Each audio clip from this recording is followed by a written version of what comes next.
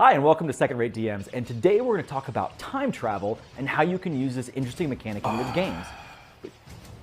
Wait, Scott! What are you? You can't make this video! Yeah, I don't care. Who are you? Well, I'm Scott. The point is that I've come back in time to tell you that this video isn't going to get that many views anyway, so you might as well save your time. Nobody cares. Trust me, everybody wants to learn about time travel. It's one of the coolest things.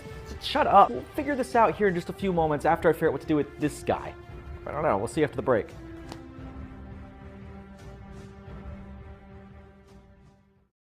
Hi Game Masters, and welcome back. And like we said, today we're going to talk about time travel. Now, why are we going to talk about time travel exactly? Well, to be honest with you, it's a really interesting mechanic that you can use in your games. Whether it's a sci-fi game, a horror game, or a fantasy game, time travel has a place in all of those spaces. But you have to do it right so that your players aren't like, what? But if I did this and that, and then I couldn't do this, and it can be really tricky. So to be clear, this is not going to be the scientific, in-depth conversation, especially for those people that really are into physics, into science. But I will point you down in the underbits down there to Science Plus's channel here on YouTube. He's got a whole series on time travel. I mean, and he really gets into the nitty-gritty of the physics, which is interesting to watch, but that's not what we're doing today.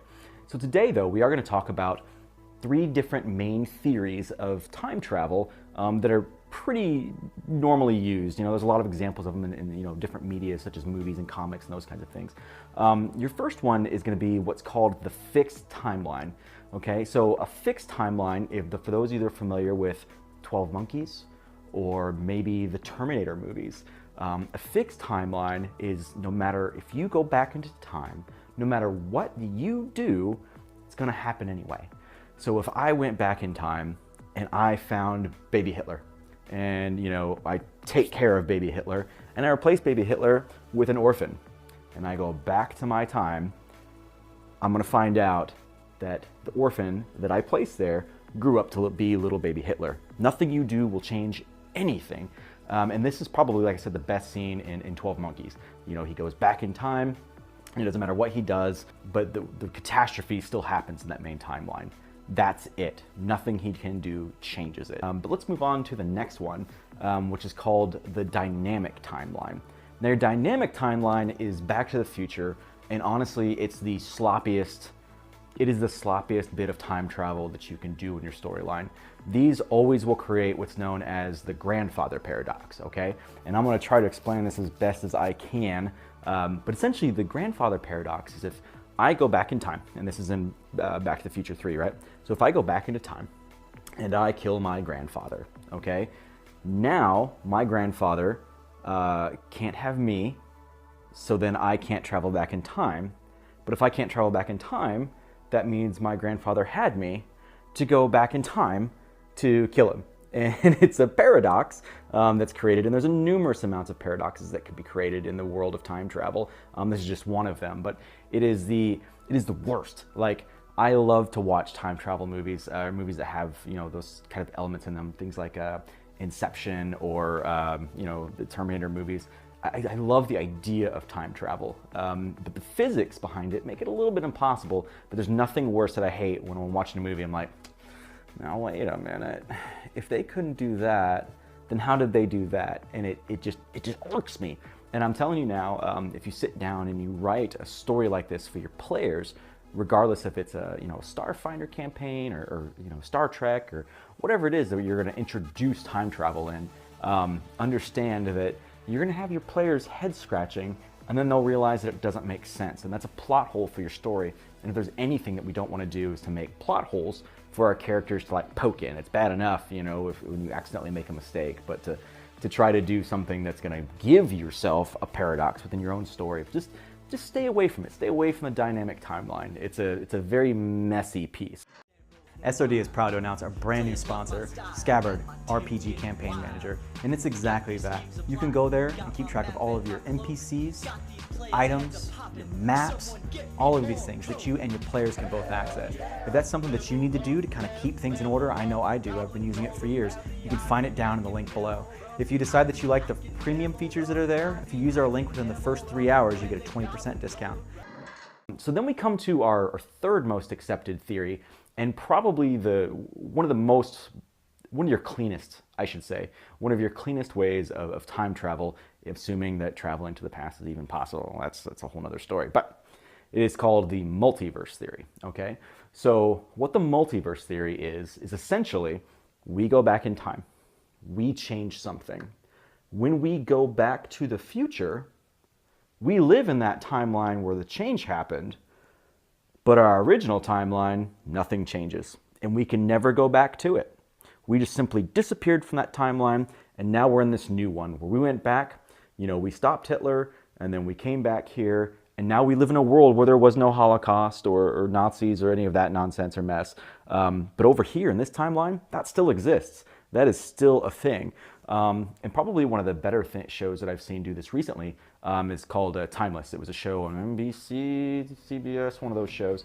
It was a really fantastic show. If you're into history, if you're into time travel, I definitely recommend it to you.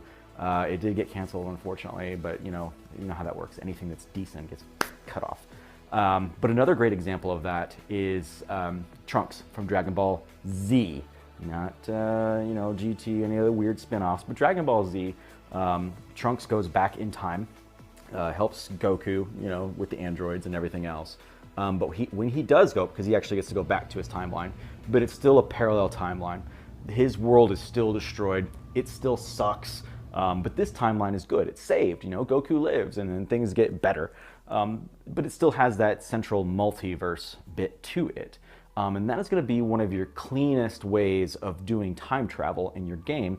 The only unfortunate side effect of a multiverse using in your game is that now you've created multiverses, right? So you're going to have to find a way, maybe, for them to travel through those multiverses or to deal with problems that exist along these different timelines, which can be fun in itself. So why do we care about time travel in our stories? I can tell you from personal experience that I've used time travel in several of my games. Mostly what I've used is the fixed timeline. I love to use the fixed timeline in my games just because what you're doing is you're sending your characters to the past, and then essentially they can become the heroes of their own history.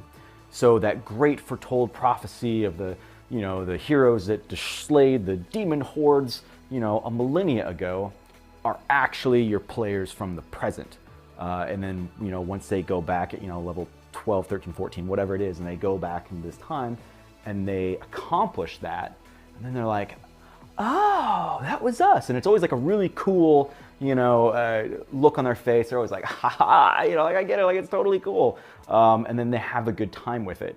What you don't want to do is make it to where you have that dynamic timeline where you send them back and they do stuff, and then it ends up creating this paradox. Well, they go back and they try to kill the bad guy, or stop him from being born or something like that, or the bad thing from happening, and then they come back and then in that same line, and everything's different because it makes things very, very muddy.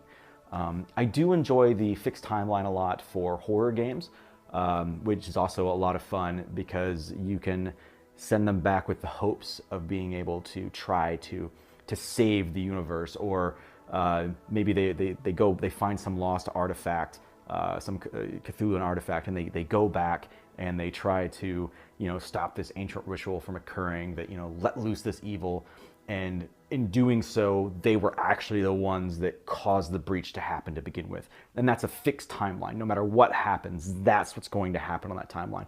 And that's another really cool thing. It's one of those things where like, crap, it was us the whole time. We screwed this up. And maybe they'll get a chance in the future to fix that. But if it's a horror game, yeah, probably not, right? They'll probably die or go insane and all those fun things. So I will say that this is a very difficult thing to do in your games.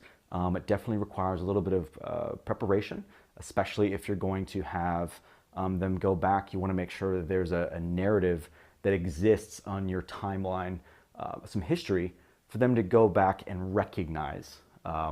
Use bard stories or historical books or something like that to establish some time before you send them through. Because if they don't have any reference, once they get there, it loses that aha moment that the players will really grab onto. Like, I read about that. I read about this, this epic battle that occurred, and this lion knight over here is actually getting ready to be slain by this dragon knight over here, and it's going to be a glorious thing. And what they do, will they choose to try to stop that? And then, of course, it depends on if you want to play with the multiverse and allow them to change it, or if you want to, keep the death of the white lion and make sure that time stays on its own. So it is a very fun trick to play. It's definitely a narrative trick. It is something, again, that requires some time to do. Don't be sloppy about it, and definitely don't overuse it. It's more like any trope that's out there that you can put in your games, to where it's really cool the first 2 or 3 times you do it over a span of years. It's not okay if it's your every single game, like, oh, we're gonna time travel again. It's more like anything else that you use in your games. Just don't overuse it. It's just a tool that's in your toolbox that every now and then you can plop it out of there and be like, all right, we're gonna do something fun in this campaign, and we're gonna change things up. Yeah, so that's really it, guys. It's pretty short and sweet. Stick to the main 3, and you'll at least have a good idea of some time travel, but really just the 2, right? The fix and the multiverse.